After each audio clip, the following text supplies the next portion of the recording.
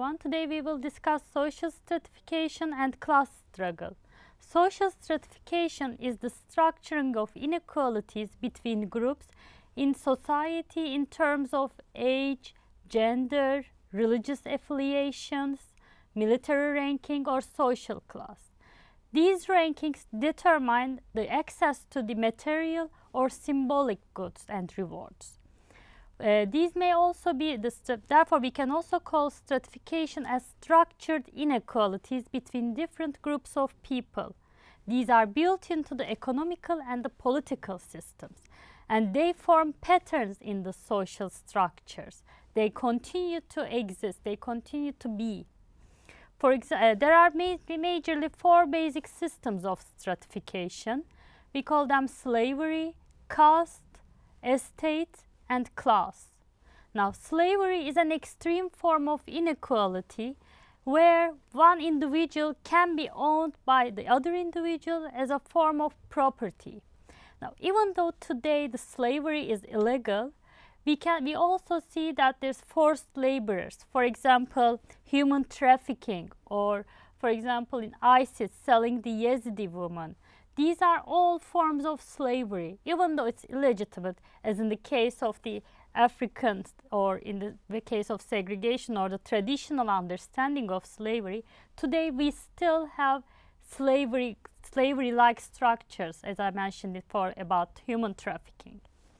Caste system is majorly seen in Indian subcontinent or Hindu belief system, where the individual has to obey certain rules and regulations about rituals, about duties of their own culture. Failure to do so will lead to an inferior caste level. And it is also characterized by endogamy, meaning that everybody marries from the people from their own caste system. There's no hierarchy. There's a strong hierarchy between the groups, and therefore there's no social mobility. The third one we call is the estate. It was seen in the European feudal system. It's usually local rather than national, where the person owns the territory and also owns everything in that territory. He has the control over that territory, whether it's the animals or human beings. They're all their subjects. And class. Now, class is different than the other three. Class is not established legally. It's social, and it's more fluid, and it's informal. It is, yes, partially achieved at birth, but it allows you to have social mobility. You can upgrade or downgrade in the social class. It is based mostly on economical differences. And it's not about personal. It's about the inequality in payment and inequality in the conditions of the work.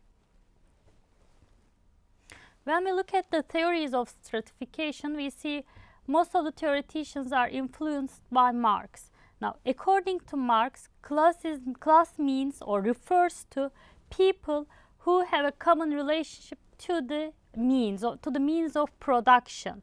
There are bourgeoisie who own the means of production.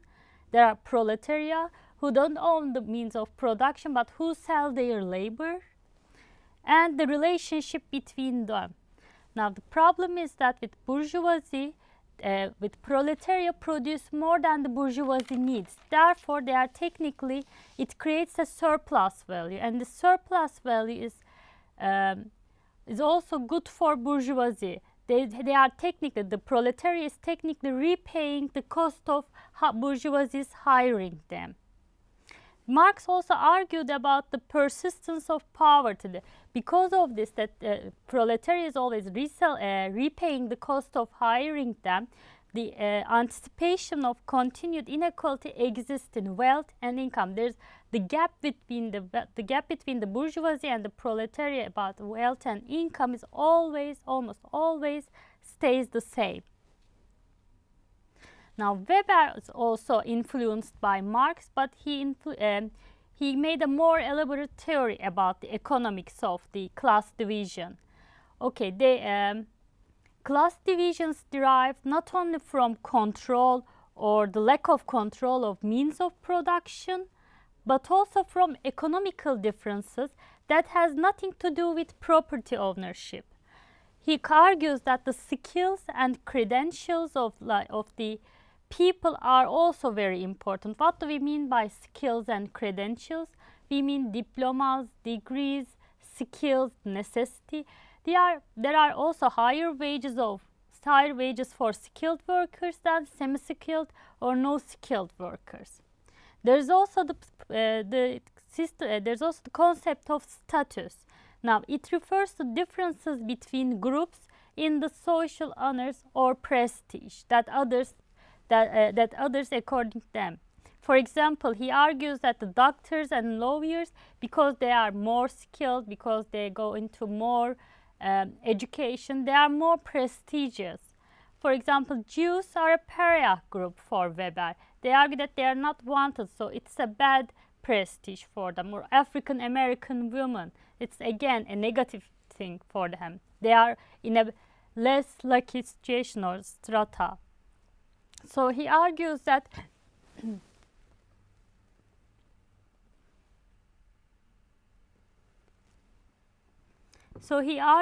other denominators that class struggles also influence people.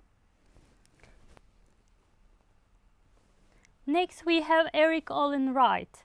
Now, he combined the Marxist theories and Weber and argued that there are three dimensions of control over economic resources.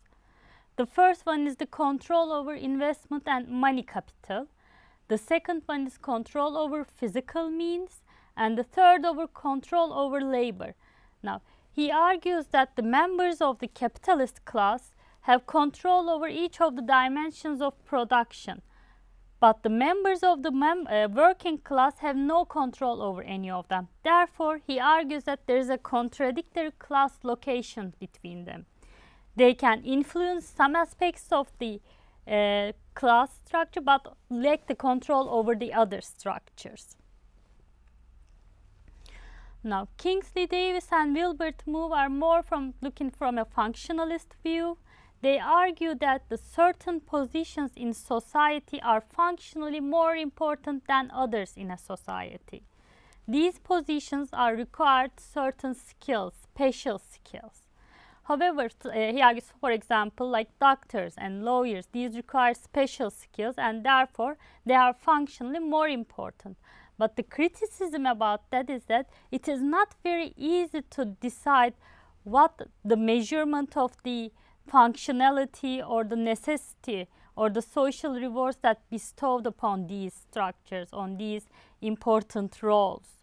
They don't reflect the people's importance. For example, you may be a doctor or a lawyer with a car that's broken and in the middle of the highway, in the middle of the night.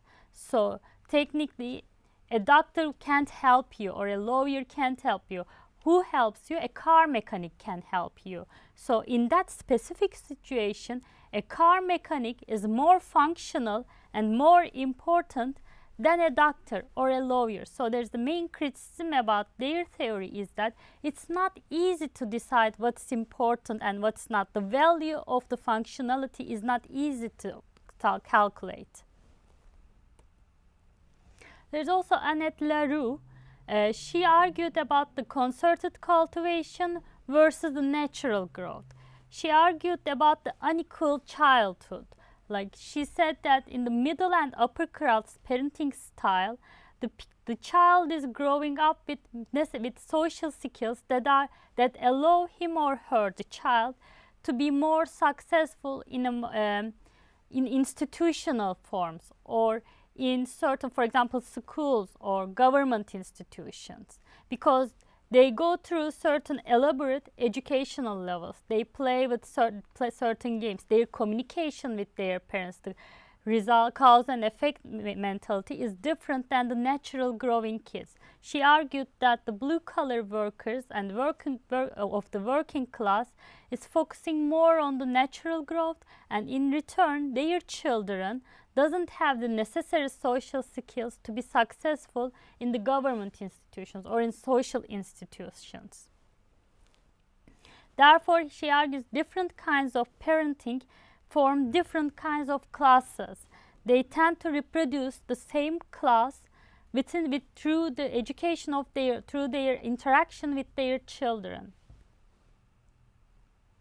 Now, when we look at the class structure in the West, we have the upper class, that is the wealthiest group, very small group, and we argue that the 21st century allows different opportunities, extraordinary opportunities, because of globalization and because of information revolutions.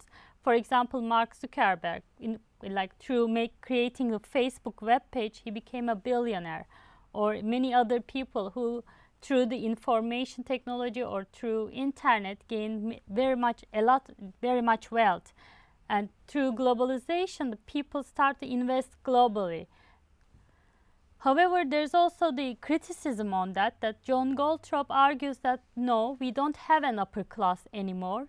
Rather, we have the service clubs made up of business managers, because he argues that this extraordinary wealth is part of the corporate businesses, part of the firms. Therefore, they own the wealth, and people who form these businesses, these corporate firms and stuff, they are just they are working there. Therefore, they are service classes. When we look at the middle class, it's a catch-all term for a diverse group of occupation who earn stable incomes. They are primarily white collar, but there's also highly skilled blue collar. These are usually, the middle class is usually the largest one in the West. And the working class can be diverse. They're racially and ethnically diverse. It's primarily blue collar jobs, but there are also like pink collar workers, such as aides, nurses and stuff like that, or mechanics. They can work part-time or they don't work at all. Now, when we look at the social mobility, it is the movements of individuals and groups between different class structures, between the different ladders of the class structure positions, as a result of changes in their economical structure, such as wealth, occupation, and income. We have intergenerational mobility, which means, for example, your parents are coming from a lower class family or a working class family. However, through education or through your job opportunities, you manage to become in the middle class person. So there is a difference of class level between your parents, or the one generation before or one generation after.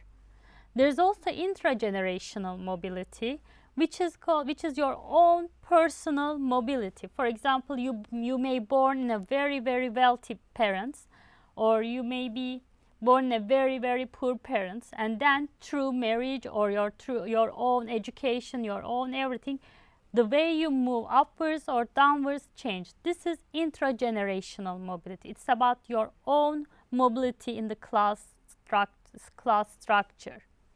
When we look at downward mobility, what we see is that we see the feminization of poverty. Well, it is usually argued that women are either because of the inequalities in the job environment, unequal payment or unequal structure, or because of, for example, divorce. Women are more prone to go downward mobility than men. For example, it's often seen that a woman marries rich, this quote unquote. However, after divorce, woman ends up in, for example, as a working class, or has to work in a blue collar job because she doesn't have the education or the capacity to continue to live in her own class. Okay, today we discussed the social stratification and class struggle. Thank you for listening.